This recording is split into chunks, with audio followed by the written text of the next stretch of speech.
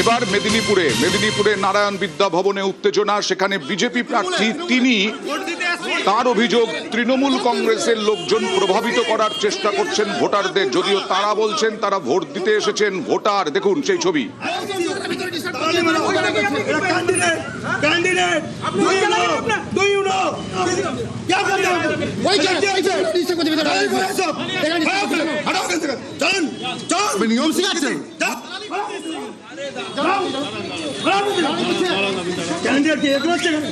BJP প্রার্থী নিজেই সরিয়ে দিলেন। কথা বলবো প্রতিনিধি শোভনের সঙ্গে। শোভন, এই ঘটনার জন্য কি ভোটে কোনো বিঘ্ন ঘটেছিল? না, একেবারেই না অয়ন দেখো, যেহেতু ঘটনাটি বুথের বাইরে অর্থাৎ ভোট কেন্দ্রের বাইরে ঘটনাটি ঘটেছে।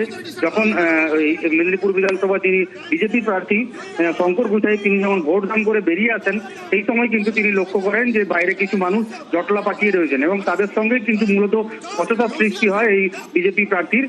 এবং বিজেপি প্রার্থী যেটা অভিযোগ করেন যে যারা ওখানে স্থানীয় মানুষেরা যারা ছিল তারা ভোটারদেরকে প্রভাবিত করছিল, সেই কারণে কিন্তু তিনি বচসায় জড়িয়ে পড়েন প্রতিবাদ করতে গিয়ে। যদিও ঘটনার পরে কিন্তু পরিস্থিতি নিয়ন্ত্রণে আসে এবং যারা কেন্দ্রীয় বাহিনী এবং পুলিশ যারা ছিলেন তারা কিন্তু ঘটনাস্থলে এসে এই যে তৃণমূল কর্মীদের বিরুদ্ধে অভিযোগ উঠছে, তারা কি বলছিলেন? তাদের যেটা দাবি যে তারা মোটেও তৃণমূল কর্মী নয়, তারা স্থানীয় ভোটার এবং তারা ভোটদানের জন্যই কিন্তু মূলত ভোট কেন্দ্রের বাইরে জমায়েত করেছিলেন। তারা কি পরিচিত তৃণমূল কর্মী হিসেবে?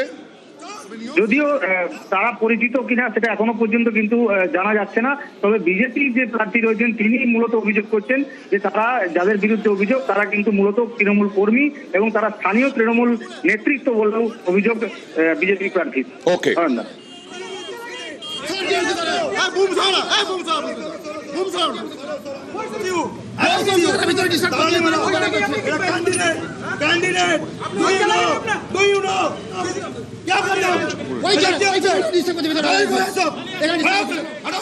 আরো কিছু ঘটনা দেখাবো, তবে তার আগে আমি একটু সুকান্তর কাছে যাব, কারণ 18.76% 9টা পর্যন্ত, এটাই কি স্বাভাবিক আমাদের গোটা রাজ্যে ভোটের ট্রেন্ড?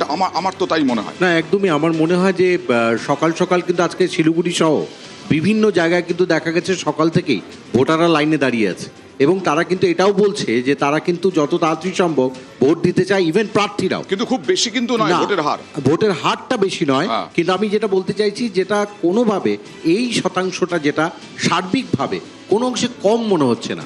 তবে এটা আস্তে আস্তে আরো বৃদ্ধি পাবে, কারণ অনেক উত্তরবঙ্গের দিকে খাওয়া দাওয়া আবহাওয়া মনোরম কিন্তু, এবং অনেকে কাজ করে এসে ভোট দেয়, সেটাও দেখার। যেমন এবার কিন্তু নতুন প্রজন্মের ভোটাররাও রয়েছে, তারা একটু পরে ভোট দিতে আসে, সেলফি তুলতে ভালোবাসে, তারাও কিন্তু দেখা গেছে একটু পরের দিকে কিন্তু ভোটের হারটা বাড়বে। কিন্তু ভোট তো নির্বিঘ্নেই হচ্ছে, আপনারা কোনো অভিযোগ করতে পারবেন না এখনো পর্যন্ত?